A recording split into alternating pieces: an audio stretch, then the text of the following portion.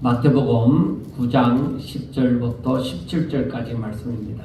예수께서 마태의 집에 앉아 음식을 잡수실 때에 많은 세리와 죄인들이 와서 예수와 그의 제자들과 함께 앉았더니 바리새인들이 보고 그의 제자들에게 이르되 어찌하여 너희 선생은 세리와 죄인들과 함께 잡수시느냐.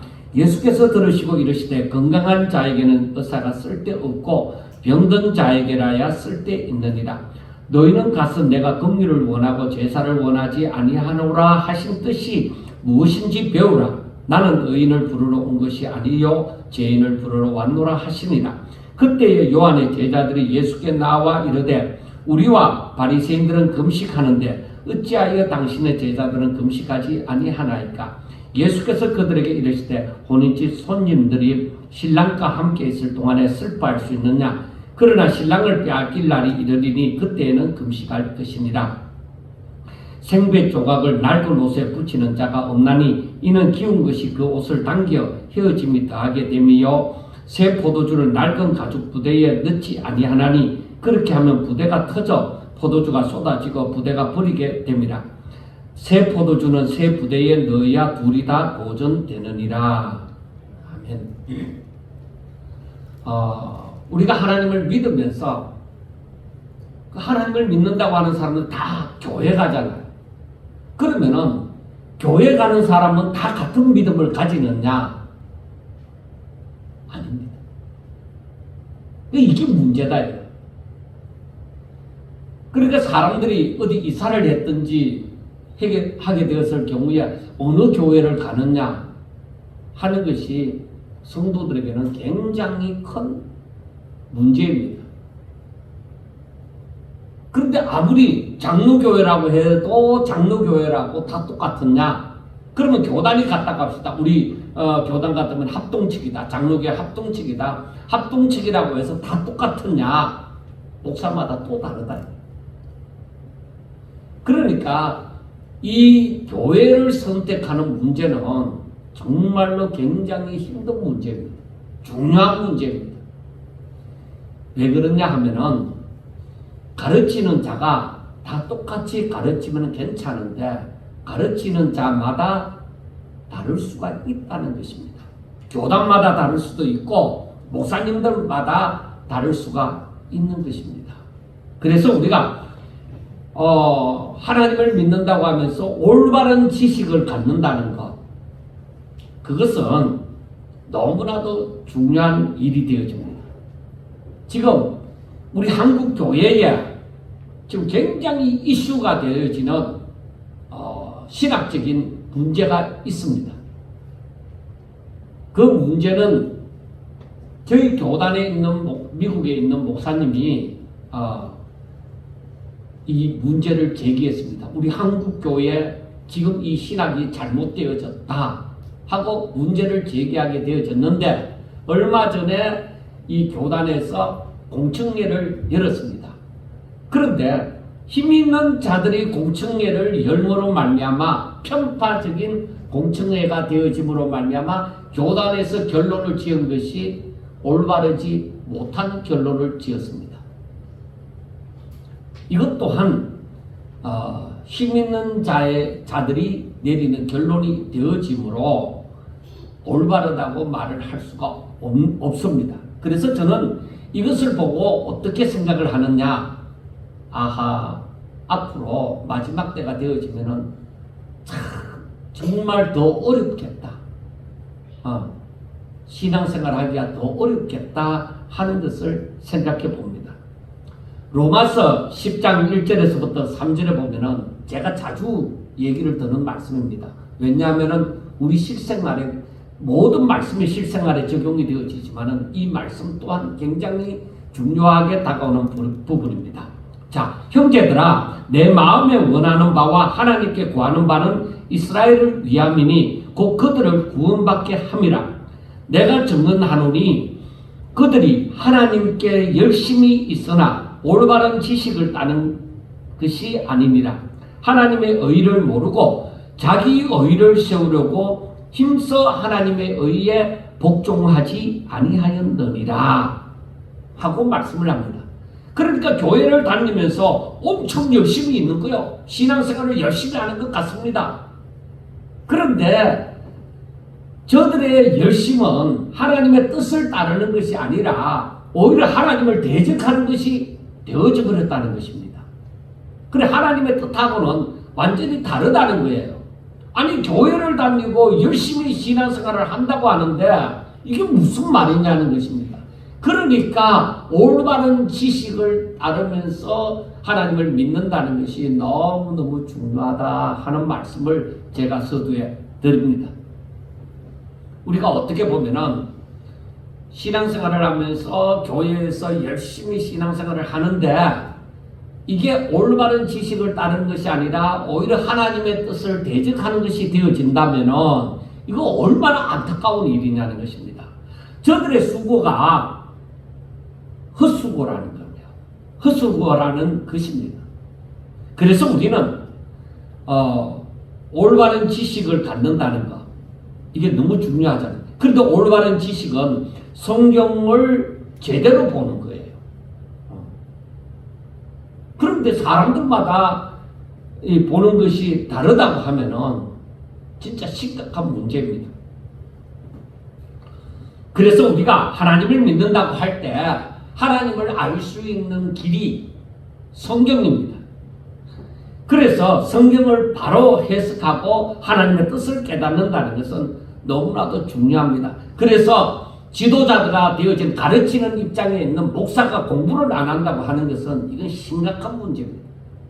그냥 설교하는 것 그것 가지고 안 됩니다. 잘못 가르치면 성도들이 거기에 따른 성도들이 전부 다 다른 길을 걸어가는데 목사가 그것을 소홀히 여긴다고 하는 것은 그건 심각한 문제입니다. 그래서 성경을 날마다 연구를 해야 되는 것이 목사의 사명입니다. 다른 무엇보다도 그것이 사명입니다. 그래서 옛날에는 과거에는 우리 한국 목회에 있어서 목사는 다른 일을 하지 마라 그렇게 얘기를 했죠. 왜?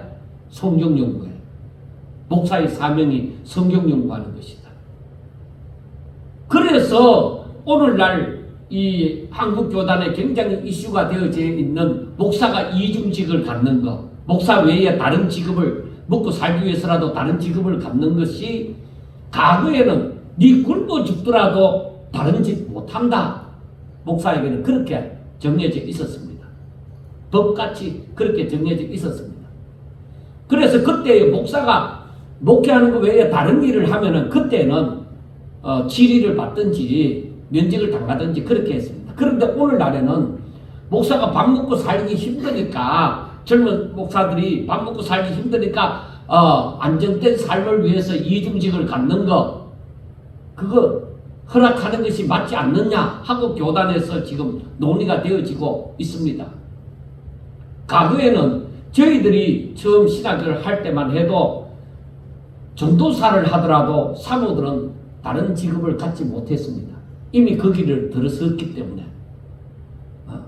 그래서 사모들도 다른 직장 가지지 못하고 오직 사모로서만 존재를 해야 된다. 그렇게 했는데 지금은 그런 것 전혀 없습니다.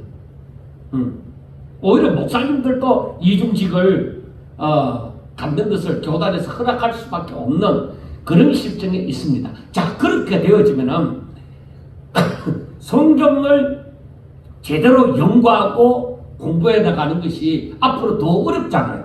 시간은 더 없잖아. 그러니까 마지막 때 가면은 이게 진짜 심각한 문제가 되겠구나 하는 것을 생각을 해봅니다. 자, 지도자가 가르치는 자가 잘못된 지식이 있으면은 그를 따르는 사람들은 아무리 열심을 내어도 죄만 짓는 꼴이 되어져 버린다는 것입니다.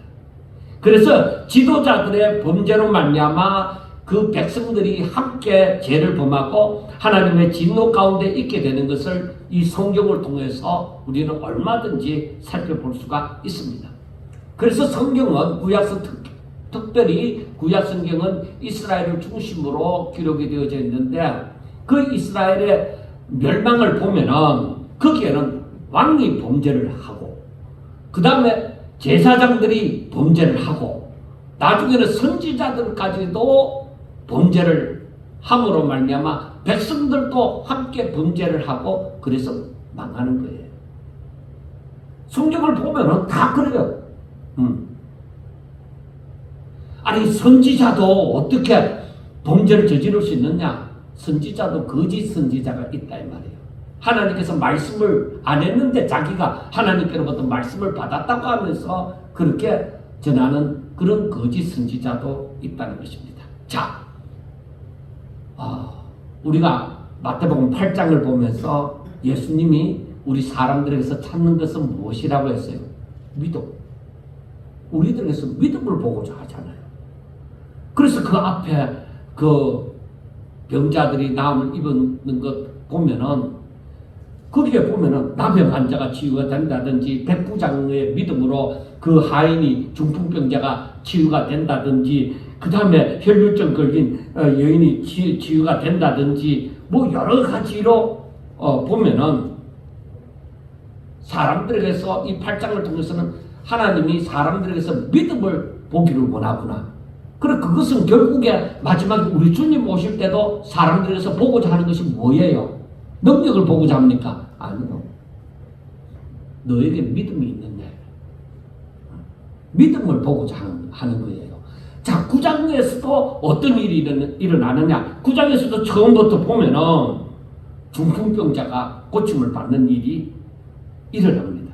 나중에는 혈류증 걸린 여인이 나음을 입는 것도 보게 되어집니다. 그 다음에 소녀가 치유가 되어지는 것도 봅니다. 그리고 맹인이 치유가 되어지는 것도 봅니다. 그리고 귀신 들린 자가 치유가 되어지는 것도 봅니다.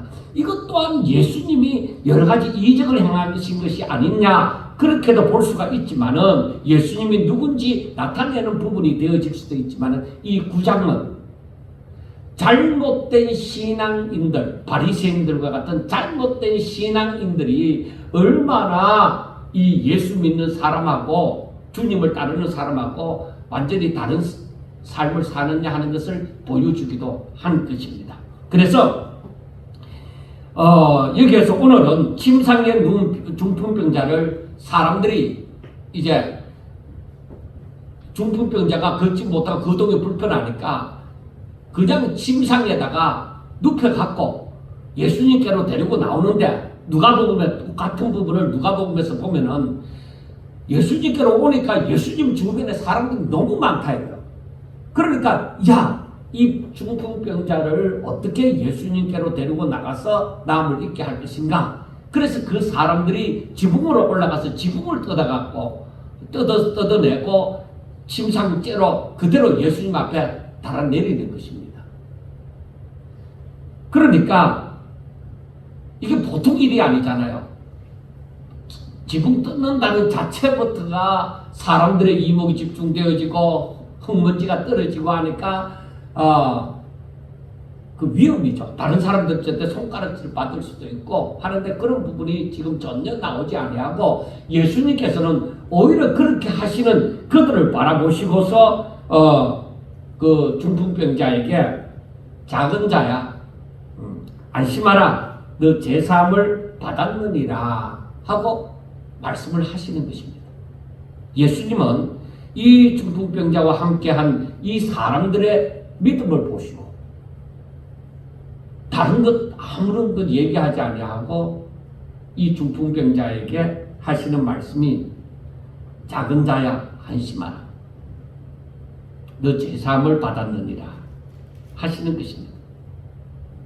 그런데 지금 말씀을 드리고자 하는 것은 이 중풍병자가 그렇게 제사함을 받았다는 그것 중요한 것이 아니라 지금 예수님이 말씀하시고자 하는 것은 예수님이 이 중풍병자를 향하여서 안심하라 내 제사함을 받았느니라 이렇게 하는 그 예수님의 말씀을 듣고 그 주변에 있던 바리새인이나 율법학자나 서기관들이 속으로 저 인간 저건 뭐야?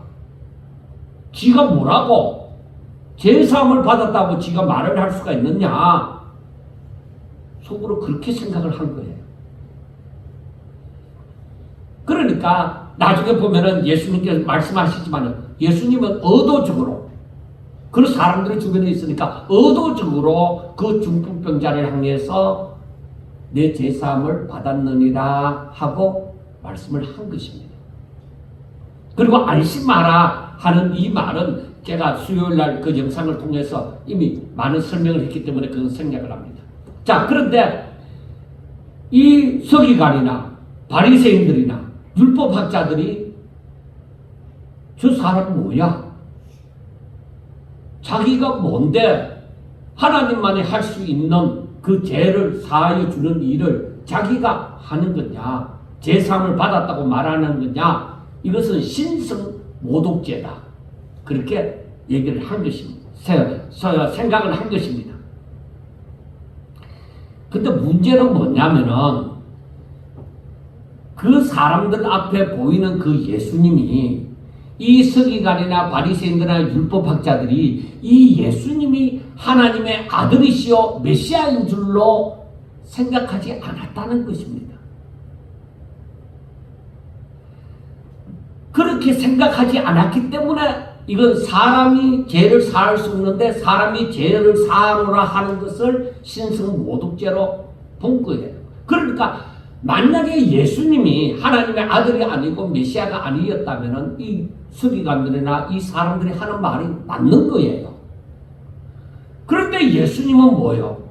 예수님은 하나님의 아들이요 메시아다. 그러니까 예수님에게, 자신에게 죄를 사할 수 있는 근세가 있다는 것을 이 사람들에게 알리고자 하는 거예요.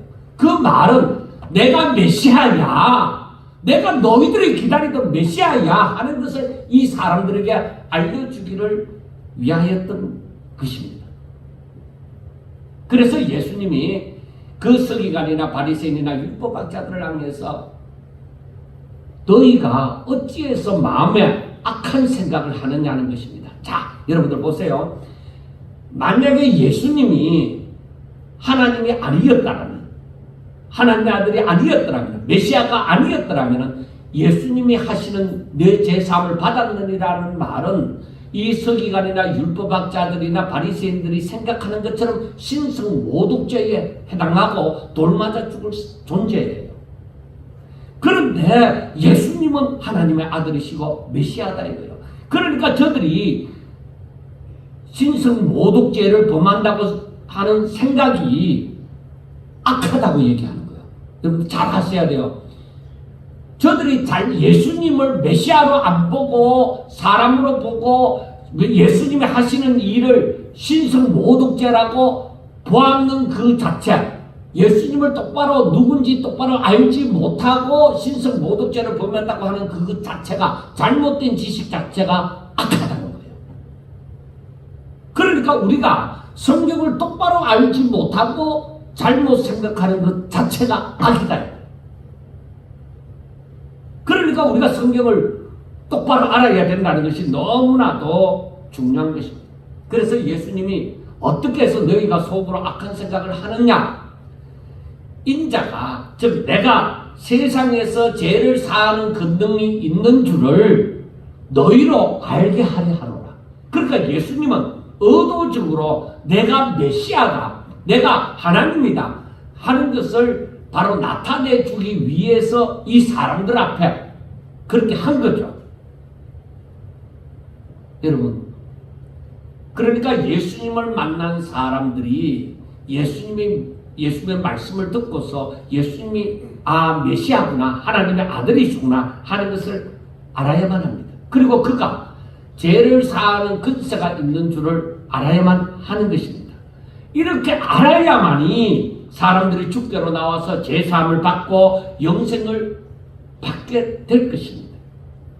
오히려 중풍병자나 그를 데리고 온 사람들은 바리새인들만큼 율법에 열심히 있지도 않습니다.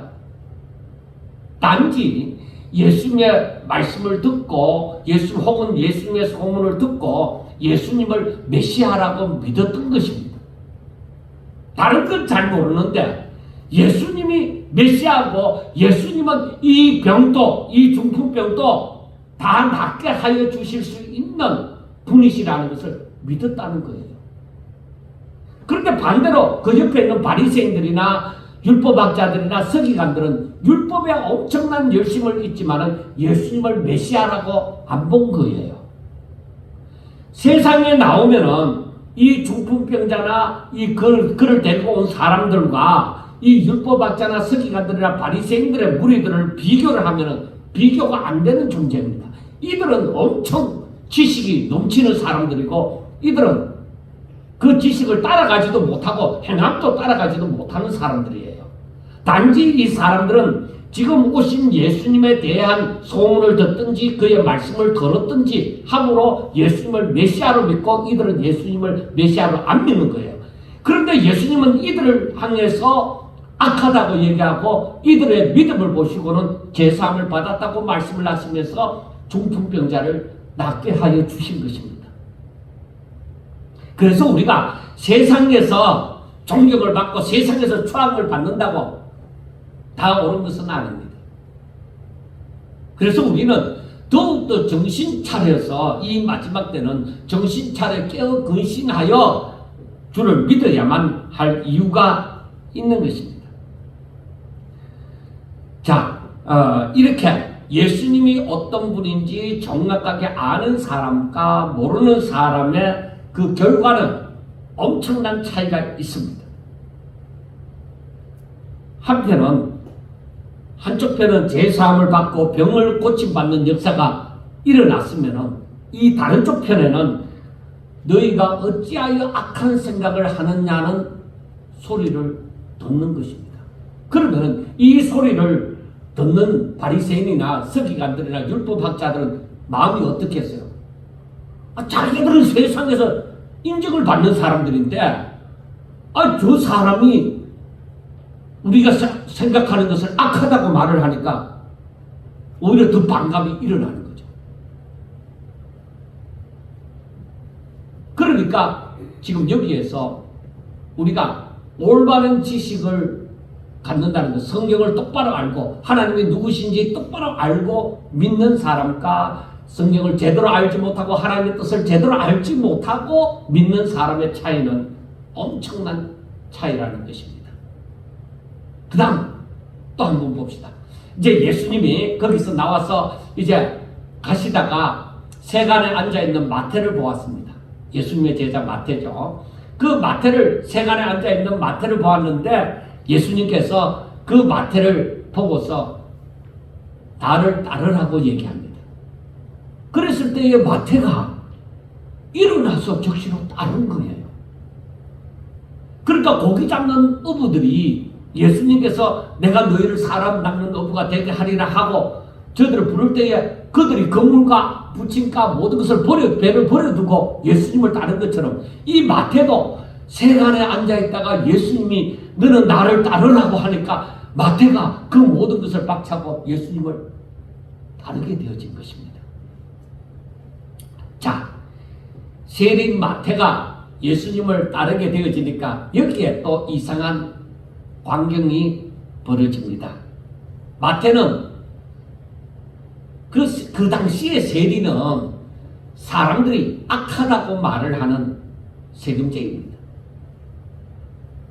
그래서 산에서는 사자나 곰이나 만나면 안 되고 세상에서는 세리를 만나면 안 되는 거예요. 세금 뜯기니까. 그래 그 정도인데 아니 이 유명한 예수님이 너는 나를 따르라고 하니까 얼마나 감사해요. 이 사람이 돈이 없겠습니까? 세금쟁이인데. 그러니까 자기 집에 잔치를 베푼 거예요. 잔치를 베풀었는데 청하는 사람이 자기와 비슷한 부위에 있는 사람들이잖아요. 늘 알고 지낸 사람이. 그러니까 같은 세리를 불렀고 또 죄인이라고 하는 그런 사람들을 불렀습니다. 그래서 예수님과 함께 식사를 하게 되어집니다.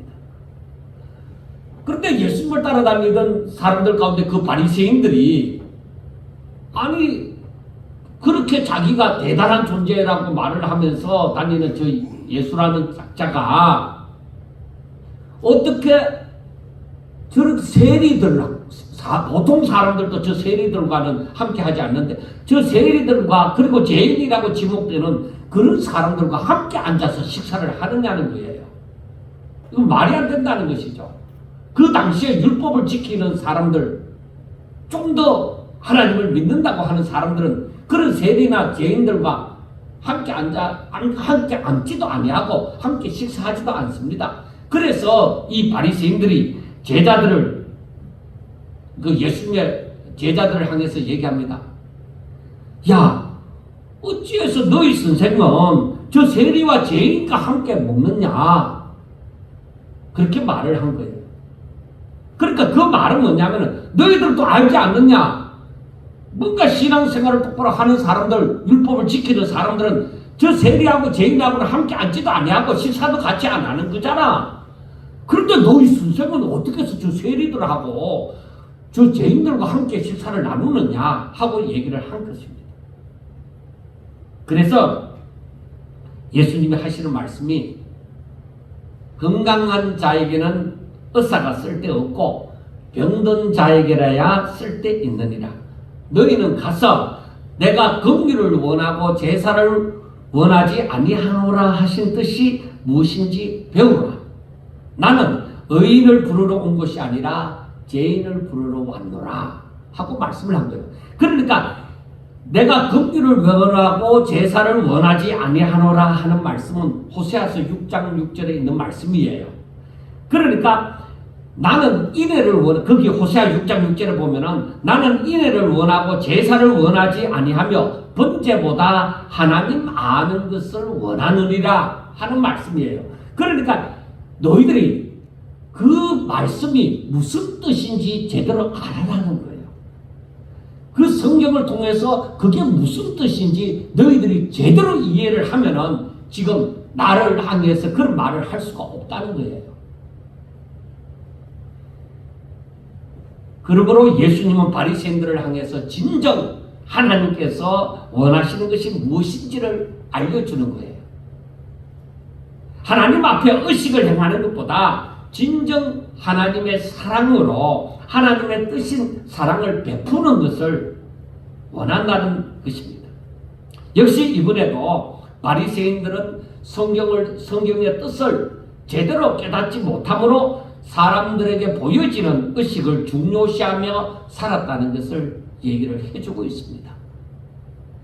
그러므로 마태가 베푼 잔치에 참여하여 예수님과 함께한 세리나 죄인들은 예수님의 은혜를 입었지만은 잘못된 지식으로 말미암아 그 광경을 보고 시험에 든 사람들은 오히려 예수님과는 오히려 거리가 멀어지게 되어지는 그 관계에 있게 되어졌다는 것입니다.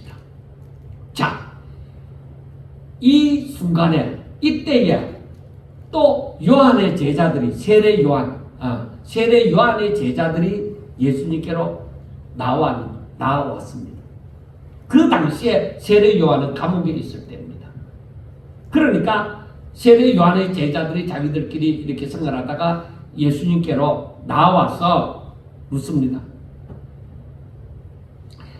우리와 바리새인들은 금식하는데 어찌하여 당신의 제자들은 금식을 하지 않습니까? 하고 얘기를 했습니다. 이 말은 무슨 말이냐면은 우리가 바리새인과 세리의 기도에서도 나오지만은 이때의 바리새인들은 그 당시에 유대인들은 일주일에 2번씩 금식을 했어요.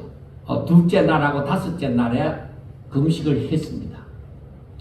그런데 예수님의 제자들은 그 금식은 안 하는 거예요. 하나님을 잘 믿으려고 하면서 예수님을 따라다니면서 이 사람들은 금식을 안 한다 이 말이에요. 그래서 세례 요한의 제자들이 생각해 볼 때 왜 그렇지? 왜 우리하고 바리새인들은 금식하는데 예수님 당신의 제자들은 왜 금식 안 합니까? 하고 물은 거예요. 자, 여러분들 생각해야 돼요. 이 바리새인이나 세례 요한의 제자들이 일주일에 2번씩 금식하는 것은 자기들의 율법을 더 잘 지키기 위해서 자기들의 열심으로 일주일에 2번씩 금식을 한 거예요. 자, 그런데 알아야 되는 거, 성경이 일주일에 2번씩 금식하라고 말하지 않았습니다. 율법에서는 자기들의 열심으로 그렇게 만들어낸 법입니다. 단지 성경은 뭘 얘기하고 있느냐면은 그 7월 15일 대속죄일에 그 대속죄일에 금식을 하도록 그렇게 명했습니다. 속죄일날 그렇게 그리고 성경에서 다른 날에 금식을 정하는 것은 사람이 정한 것이고 율법에서 말하는 것은 아닙니다. 그래서 사람의 열심으로 나는 일주일에 2번씩 금식하겠다. 그 장로들의 유전으로 그렇게 만들어진 것입니다. 자, 그런데 문제가 뭐냐? 지금 세례 요한의 제자들이 말하는 것처럼 사람들이 자기들의 열심으로 일주일에 2번씩 금식하겠다고 만들어 놓고 그것을 가지고 당신들이 하나님을 열심히 믿는다고 하면은 일주일에 2번씩 금식하는 거 당연히 해야 되지. 왜 안 하느냐? 그래 자기들이 만들어 놓은 규율을 가지고 신앙의 척도를 하는 거예요. 신앙을 자로 재듯이 당신은 일주일에 2번씩 금식하지 않으므로 우리하고는 급이 달라. 그러니까 바리새인과 세리가 기도하러 올라왔을 때 바리새인은 그렇게 기도를 하죠. 하나님, 우리는 일주일에 2번씩 금식하고 그 뿌리에 11조, 근처에 11조까지 드리고 이렇게 구제도 하고 하나이다. 근데 세리는 그렇게 안 했잖아요. 저 뒤에 서서 조용히 기도를 하는 것이죠. 그때 하나님이 그 바리새인들 그 열심을 높이 보아서 의인이라고 하지 아니하고 오히려 세리를 의인이라고 했죠. 자, 그것을 보면서 우리가 이 하나님의 뜻을 깨달아야 돼요. 사람이 만들어 놓은 열심으로 신앙을 가늠한다는 것은 아니다. 지금 세례 요한의 제자들이 당연히 일주일에 2번씩 하나님을 열심히 믿으려고 하면 일주일에 2번씩 금식해야 된다 이렇게 생각하고 있었는데 예수님의 제자들이 아니다 이 말이에요. 그렇게 안 한다 이 말이에요.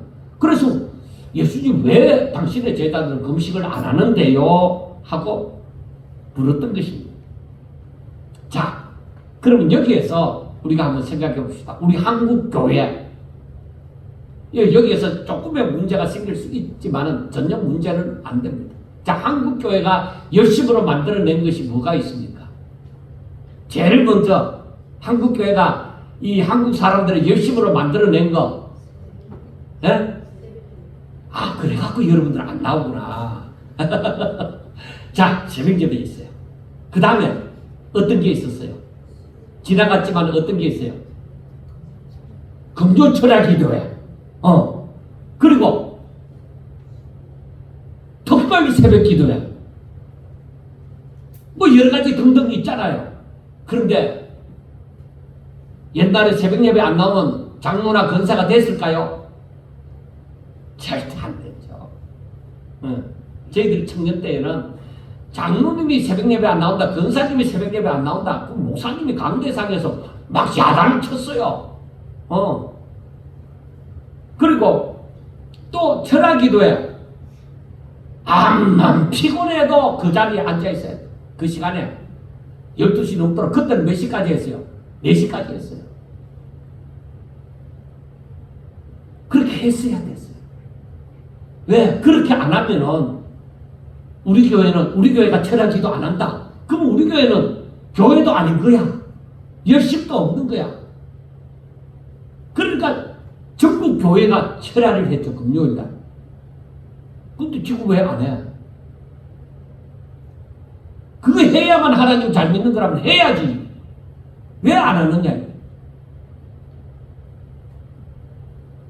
그리고 수요 예배, 3일 기도회, 뭐 여러 가지로 이름을 명명을 해서 수요일날 예배를 드린다.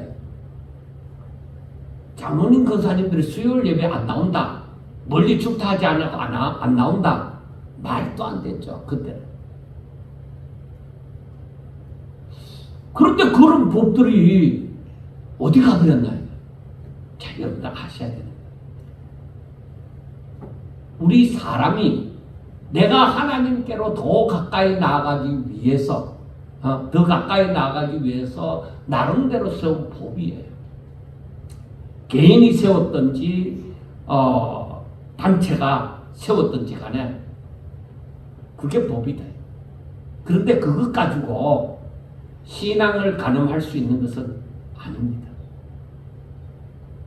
사람들이, 제가 정말 전도사 때 웃긴 일을 보았는데, 장로님 부인이에요.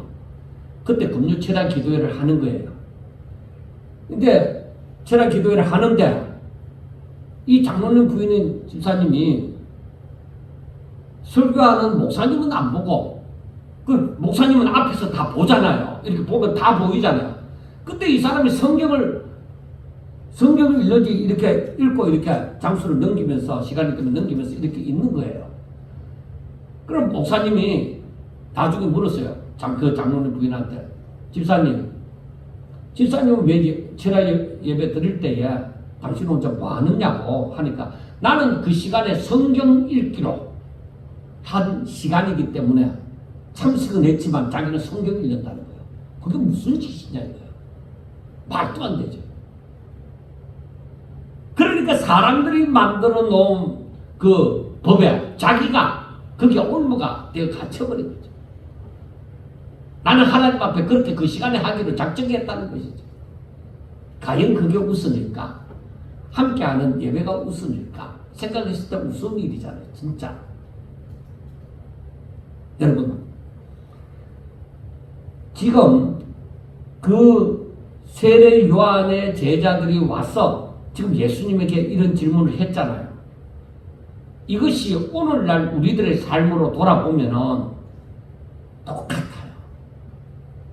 똑같다. 그러므로 사람이 만들어 놓은 법을, 그걸 율법처럼 꼭 지켜야만 되는 그런 법처럼 지키는 것은 잘못된다. 자신이 하나님 앞에 더욱더 가까이 나아가기 위해서 나름대로 정해놓고 얼마든지 시간을 정해놓고 기도하고 성경을 읽고 그렇게 할 수 있습니다. 그게 잘못된 게 아니에요. 그런데 자기의 것을 가지고 다른 사람에게 너는 왜 이래 안 해? 그렇게 척도를 하는 것은 아니다 이 말입니다. 그래서 예수님은 말씀을 합니다.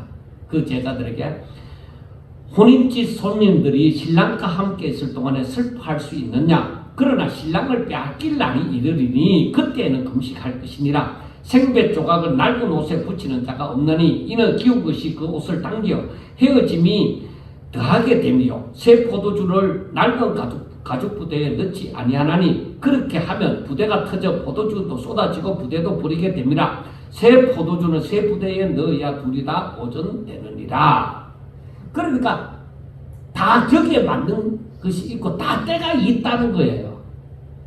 그러니까 제가 수요일날 영상에도 이 말씀을 담아서 얘기를 했지만은, 이 뭔가 격에 맞지 않는 것이, 여기에서 보면은 생배 조각을 낡은 옷에 붙이는 것은 이것도 격에 맞지 않아서 결국은 서로가 손해를 입게 되어지는 것이고, 그리고 새 포도주를 낡은 가죽 구제에 넣어도 그것 또한 이 격에 맞지 않는 것이다. 그래서 격에 맞는 것은 새 포도주는 새 부대에 넣는 것이 격에 맞는 것이다. 그러니까 너희들의 잘못된 생각을 가지고 지금 주께서 전하는 이 복음에 맞추려고 하면 안 된다. 잘못된 것을 고쳐야 되는 것이죠. 자, 이 말씀이 바리새인들과 당시에 율법에 열심히 있다고 하는 사람들이 행하는 그러한 삶과 오직 하나님의 뜻을 따라 행하는 삶, 즉 예수님의 삶과 함께할 수가 없다는 겁니다. 그러므로 오늘날 우리들도 사람들이 보고 판단하는 것을 따라서 열심히 신앙생활을 하는 사람이 아니라 진심으로 하나님의 뜻을 깨닫고 행하고자 하는 사람이 되셔야만 한다는 것입니다. 다른 말로 하면은, 간단하게 쉽게 얘기하면은 인본주의적인 내 생각, 내 지식, 내 경험 가지고 성경을 판단하면 안 된다는 거예요. 그렇게 따르면 안 된다는 거예요. 신본주의적인 생각. 즉 하나님 중심으로 생각하고 그 지식을 따라서 그렇게 믿음으로 살아야만 한다는 것입니다. 자, 그 다음 32절로 넘어가면은 거기 귀신 들려서 말 못하는 사람이 나옵니다. 그런데 예수님께서 그 귀신을 쫓아내주고 그 사람이 말을 하게 되어집니다. 자, 이 광경을 보고 사람들이 놀라는 거죠. 어떻게 이런 일이 일어날 수 있느냐. 그러는데 그때 또 바리새인들이 뭐라고 얘기하느냐. 그가 귀신의 왕을 의지하여 귀신을 쫓아낸다. 이것 또한 잘못된 지식이잖아요. 그러니까 바리새인들은 예수님이 귀신의 왕을 의지해서 귀신을 쫓아낸다 그렇게 말을 한 거예요. 정말로 이렇게 잘못된 지식으로 굳어져 버린 사람들은 말이 안 통하는 거예요. 대화가 안 되는 거예요. 그 생각이 아예 사다리가 꽉 사로잡혀서 벗어날 수가 없는 거예요.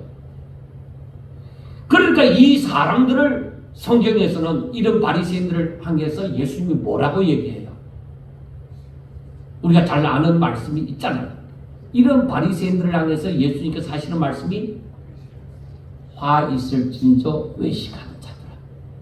그러니까 이 외식하는 자들을 이 하나님을 온전히 믿고 믿음으로 살고자 하는 사람들에게는 독이 되는 것이죠.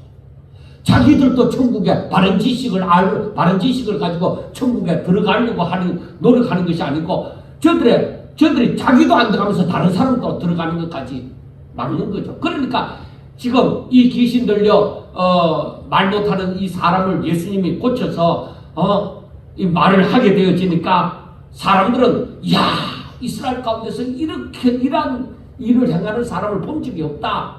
그래서 사람들은 그렇게 함으로 예수님을 이렇게 영접하고자 하는 그런 상태가 되어지는데 바리새인들은 뭐야? 더 악해져 갖고 저는 귀신의 왕을 의지해서 귀신을 쫓아낸다. 그렇게 말을 한 것이죠. 여러분, 저들이 예수님을 똑바로 알지 못함으로 말미암아 저들이 열심을 내어서 예수님을 악한 존재로 여기서 결국에는 어떻게 하요? 예수님을 십자가에 못 박기까지 하는 거예요. 그래서 우리가 잘못된 지식, 성경이 말하는 것이 아니라 내 열심으로, 내 생각으로, 내 판단으로 만들어낸 법을 고정관념처럼, 그게 성경처럼 그렇게 여기는 것, 그런 것 잘못된다. 그리고 이 호세아 6장 6절을 가지고 그 사람들에게 그 뜻이 무엇인지 제대로 알아라. 그렇다면은 나를 알 것이다 이거죠. 그러니까 우리가 성경을 깊이 연구하고 상고하고 그 말씀을 제대로 깨달음으로 말미암아 하나님 앞으로 더 가까이 나아가는 거 너무 중요하다. 8장에서는 믿음을, 그 사람들의 믿음을 보시고자 하는 것이라면 여기 9장에서는 똑같이 예수님을 메시아로 본 사람들과 반대로 이 바리새인이나 율법학자들은 이 사람들은 뭐예요? 예수님을 메시아로 보지 아니하고 정확하게 모르는 것이죠. 보지 아니하고 자기들 뜻대로 살아가는 사람들, 이 사람들의 결과는 엄청난 차이잖아요. 오히려 처음에는 잘 알지 못했지만 예수님을 메시아를 알고 따르는 사람들에게는 병 고침의 역사가 일어나고 저들이 제사함을 받는 역사가 일어나지만 오히려 예수님을 똑바로 알지 못하고 자기들의 고집으로, 자기들 생각으로, 자기들 살아온 법으로 예수님을 판단하는 사람들은 뭐예요? 화가 있으리라. 화가 있을 것이다.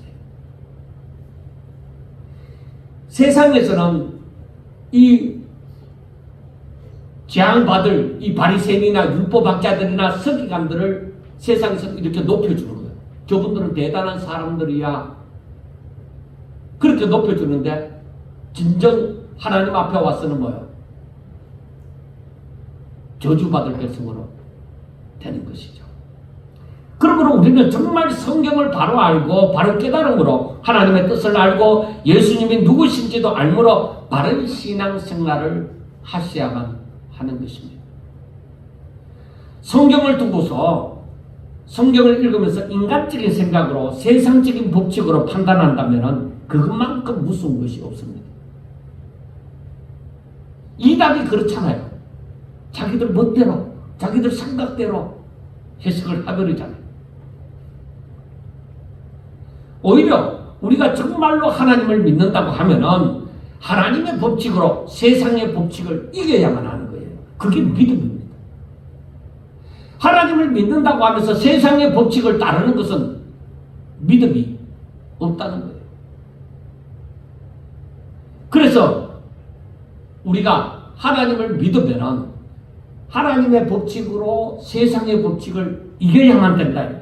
그래야 하나님의 임재의 체험을 날마다 하면서 살아갈 수가 있는 거예요. 그래서 이 땅에 살면서도 아하, 하나님이 나를 다스리시고 하나님이 내 삶을 다스리신다는 것이 무엇인지를, 믿음의 힘이 무엇인지를 알게 되어지는 거예요. 그런데 아무리 열심을 내고 해도 내가 세상의 법칙을 이기지 못하고 거기에 끌려가면서 산다고 하면은 믿음의 그 힘이 어떤 영향을 미치는지 얼마나 큰지도 알지 못하는 거예요. 자, 그러면 우리가 앞에 나왔던 중풍병자나 혈류증을 걸린 여인이나 갈리의 딸이 죽었다가 살아난 일이나 두 맹인이 고침을 받은 일이나 귀신 들려 말 못하는 사람의 고침 받으면 그것은 예수님이 어떤 분인지 믿고서 예수님 앞에 나옴으로 고침을 받은 자들입니다. 이들은 바리새인이나 제사장들만큼 신앙생활을 잘한다는 칭찬을 듣지 못하지만은 오히려 천하게 여기지 없인 여겨진 사람들이지만은 예수님을 메시아로 알고 나니까 형편이 달라진 거죠. 오히려 예수님을 메시아로 믿고 나니까 이들에게는 구원의 역사가 일어나고 오히려 세상에서 평상시에 사람들에게 존경을 받던 그 사람들은 뭐야? 구원의 역사가 아니라 오히려 저주를 받는 그런 역사가 일어나는 것입니다. 자, 여러분들의 성경에 대한 올바른 지식은 여러분들의 삶을 바꾸어 줍니다.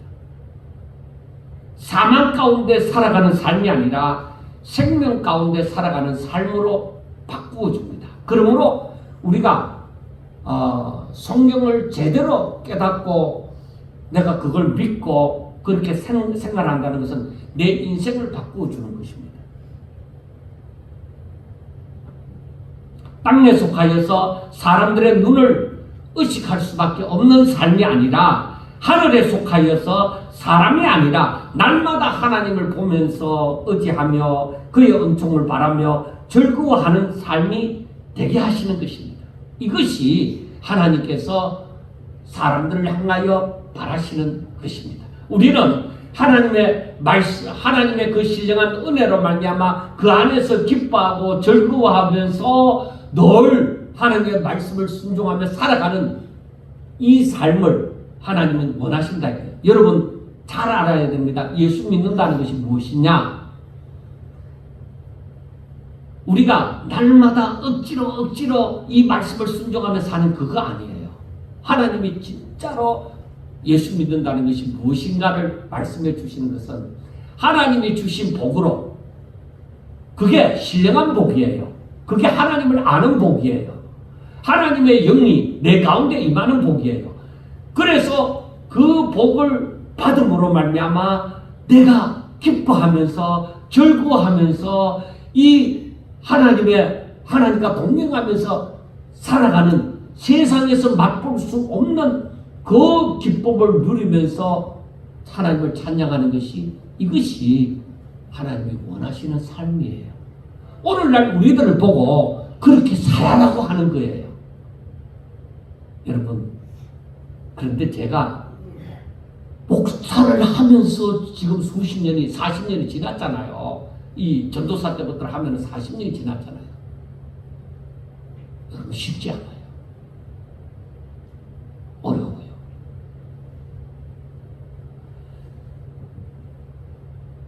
제가 남은 생애에 대해서, 제 남은 생애가 몇 년이 될는지 알 수 없지만은 제가 목표를 정한 것이 있어요. 왜? 내가 누리는 것을 다른 사람이, 혹시라도 모르는 사람이 있으면은 나 그거 전할 거야. 다른 것이 더 우선이지 않습니다. 내가 만난 하나님, 그리고 다른 사람이 그 부분에 대해서 잘 모르고 있으면 나 그거 전하는 게 내 사명, 남은 생애의 사명이다.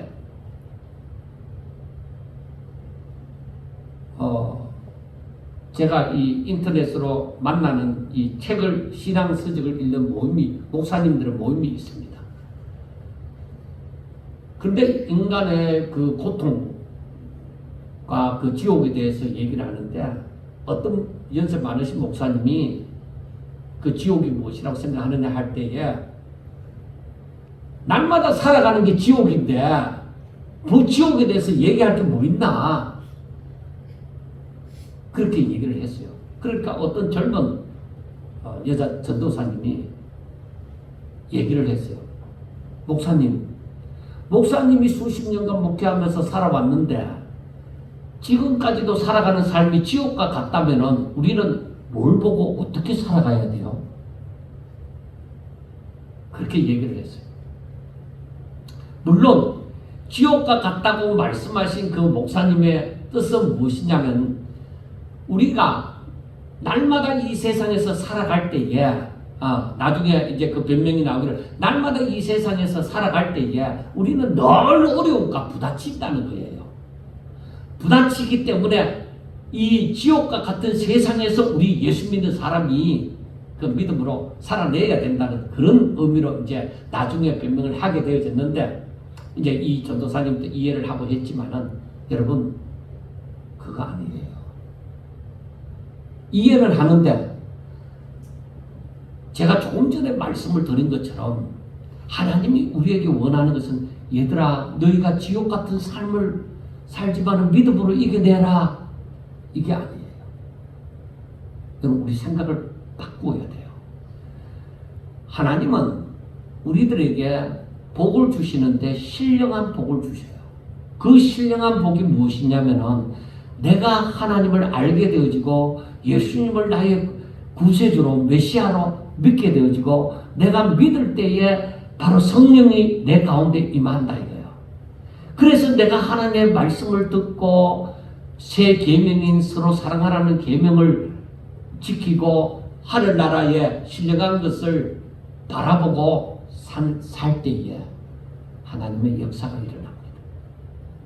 그게 바로 무슨 역사냐? 신령한 자만이 깨닫는, 누리는 역사예요. 이 병자들이 지금 많이 나오잖아요. 지금 예수님의 행적이, 이 병자들이 많이 나오잖아요. 이들이 예수님을 메시아로 알게 되어질 때 죄사함을 받음으로 자유함을 누리는 역사예요. 그래서 진리를 알지니 진리가 너희를 자유케 하리라. 그러니까 그 진리를 깨닫지 못하고 샤머니즘적으로 비나이다 하는 사람은 이 은혜를 모르는 거예요. 그래서 우리가 성경 말씀을 읽어야 되고, 성경 말씀을 묵상해야 되고, 그 말씀을 깨달은 대로 순종해야 될 이유가, 바로 내가 육의 사람이 아니라, 육을 따라 사는 사람이 아니라 영을 따라 살아가는 사람, 하나님의 사람, 서로 거듭난 사람. 그래서 이 기쁨과 이 즐거움을 누릴 수 있는 사람이 되셔야 된다는 거예요. 그게 예수 믿는 거예요. 여러분, 저 또한 다른 사람들과 다를 바가 없는 사람이죠. 너무나도 많은 고민을 하고 너무나도 스트레스 받으면서 진짜 앞이 죽으면 천국 가겠지, 오직 믿으면 천국 가겠지, 그거 하나 뿐이었습니다. 그런데 제가 지금 전하는 것은 그게 아니에요. 우리가 이 땅에 살면서 내가 지옥 같은 세상을 억지로 믿음으로 이겨내자 이게 아니에요. 우리가 정말로 이 하나님의 말씀을 온전히 깨닫고 하나님의 은혜 가운데 정말 성령을 쫓아서 살게 되어질 때 내 능력으로 살지 않고 하나님의 능력으로 살게 되어지며 내가 세상에서 얻는 기쁨이 아니라 세상 사람들이 알지 못하는 하늘로부터 임한 기쁨과 평강이 임하게 되어진다는 것이죠. 그래서 이 사도들이 쓰는 서신에 보면은 하나님 아버지와 예수 그리스도로부터 평강이 있기를 원하노라 하는 말씀이 쓰여진 것이죠. 사랑하는 여러분, 저는 저와 여러분들이 정말 이 은혜가 내가 무슨 노력을 해서라도 있지만 마음문을 열어서 하나님 그 은혜가 내게도 있게 해주세요. 우리는 다 알지 못하니까 그 은혜가 내게 있게 해주세요. 정말로 하나님이 원하시는 하나님으로 말미암아 내가 기뻐하고 즐거워하는 그 삶이 내게 있게 해주세요. 어떻게 하면 되겠습니까? 진심으로 원해서 그렇게 기도합니다. 이런 바리새인이나 이 율법학자들을 이 사람들 앞에서는 인정을 받을는지 모르지만 하나님 앞에서는 인정받지 못하는 그런 삶이 아니라 정말로 내가 예수님을 알므로 예수님을 믿음으로 정말로 하나님의 은혜가 우리에게 임하여서 하늘의 위로와 하늘의 평강과 하늘의 기쁨과 즐거움이 넘치는 그러한 삶을 살 수 있기를 주의 이름으로 축원합니다. 기도드리겠습니다. 하나님 사랑합니다. 아무것도 알지도 못하고 정말 하나님의 은혜를 입을 만한 존재도 되지 못하는데 이렇게 사랑하여 주신 것을 감사드립니다. 날마다 하나님의 말씀을 깨달아 알게 하여 주시옵소서. 저희들이 많이 배우지 못하고 많은 것을 알지 못하고 경험치도 못했지만은 성령으로 말미암아 아버지여 그 말씀이 무엇인지를 깨달아 알게 해주시고 그 말씀을 마음에 아멘하고 받아들일 때에 마음에 기쁨이 있고 즐거움이 있고 하나님을 찬미함이 나올 수 있도록 주여 축복하여 주옵소서. 우리 사랑하는 성도들이 다 이런 놀라운 하나님의 은혜에 아버지여 쌓여서 날마다 주의 이름을 높이며 날마다 찬양하며 하나님 앞에 감사하며 영광 돌리며 살 수 있게 하여 주옵소서. 예수님 이름으로 감사하며 기도드리옵나이다. 아멘.